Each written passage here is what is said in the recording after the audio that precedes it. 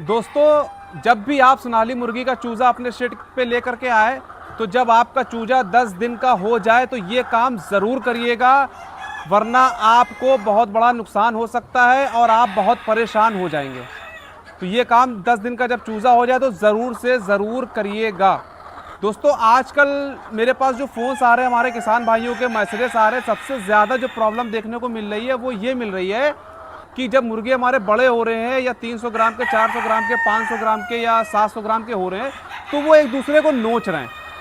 यहाँ तक कि नोचते नोचते वो उनका खून निकाले ले रहे हैं और बहुत सारे मुर्गे मुर्गियों की मोर्टेलिटी हो जा रही है। इस चीज़ से बड़ा परेशान है दोस्तों। उस समय आप परेशान हो जाएंगे, आप शिकंजी देंगे मुर्गियों को, कुछ टाइम के लिए रोक लेंगे, नीम की पत्तियां देंगे, कुछ टाइम के लिए रोक लेंगे, उनका माइंड डाइवर्ट करने के लिए आप रात में लाइट बंद कर देंगे, थोड़ा सा अंधेरा रखेंगे, लेकिन सिर्फ उसको रोक सकते हैं कुछ टाइम के लिए।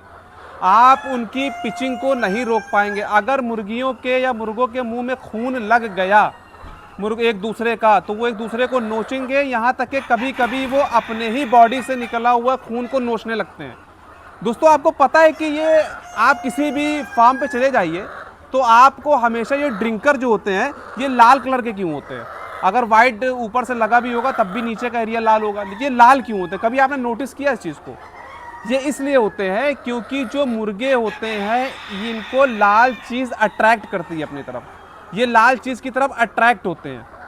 उसी तरीके से जब किसी मुर्गे के बदन से खून निकलता है तो ये मुर्गे उस पर चोंच मारते हैं, अट्रैक्ट होते हैं, फिर इनके मुंह में खून लग जाता है और ये मारना चालू कर देते हैं।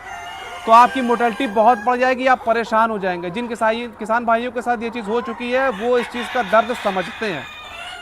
तो दोस्तों, आपको जब चूजा 10 दिन का हो तभी ये कदम उठाना है, बड़े नुकसान से बचना है। क्योंकि दोस्तों, आप सोचिए ज़रा सा, अगर सपोज करिए कि आपका 100 बच्चा भी मर गया इसमें, 500 ग्राम का या 700 ग्राम 800 ग्राम का हो करके, 500 ग्राम का मान लेते हैं बच्चा, अगर 100 बच्चा मर गया तो लगभग 50 किलो का आपका नुकसान हो गया। और बहुत मिनिमम एवरेज से अगर हम जोड़े 220 रुपए से, तो 220 इंटू अगर आप 50 किलो करेंगे तो लगभग 11,000 रुपये हो गया।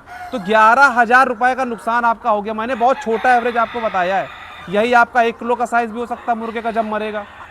तो आप ये समझ लीजिए, और हो सकता है कि 200 बच्चा मर जाए, 300 बच्चा मर जाए, क्योंकि जब ये नोचने लगते हैं तो आप समझ में नहीं आएगा आपके कि आप करें क्या। क्योंकि हमारे साथ भी ये चीज़ हो चुकी है, मैंने झेला हुआ ये चीज़। तो दोस्तों, इसीलिए मैं आपको बता रहा हूँ कि जब भी चूजा 10 दिन का हो जाए तो ये काम ज़रूर कर लीजिएगा, तो आगे ये समस्या आपके नहीं आएगी। तो करना क्या है आपको दोस्तों करना ये है, जब चूजा 10 दिन का हो तो आपको इनकी डिबीकिंग करानी है। डिबीकिंग क्या होती है दोस्तों? जैसे हम लोग अपने हाथ के नाखून होते हैं, जब ये बढ़ जाते हैं तो हम लोग नेल कटर से काट के उनको ट्रिम कर देते हैं, छोटा कर देते हैं।